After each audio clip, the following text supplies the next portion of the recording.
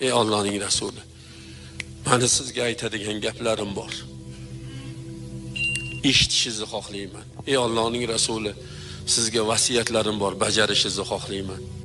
So'ragan narsalarni qarasangchi azizlar, nima so'rayaptilar? Men qabrdan qo'rqayapman degan ekanlar. Hadishani kafani bizdan deb aytdi. Hadisha bor bulini, bor butini, bor kuchini bizni rizoyimizga sarfladi, dinimizga sarfladi.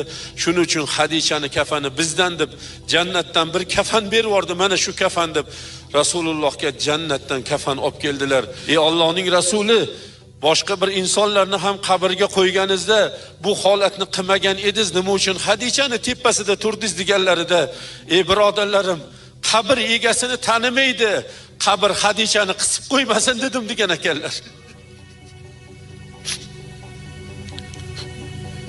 Bizning nimamiz bor qabrga? Nima tayyorlab qo'ydik? Nimadan xotirjammiz? Qilib qo'ygan gunohlar uchun yig'ladilar. Nafsimizga zulm qilib qo'ydik, ey Robbim. Sen rahim qilmasang, sen mag'firat qilmasang, hasrat qilguvchilardan bo'lamiz dedilar. Bizlarga rahim qilgin, bizlarni mag'firatingga olgin.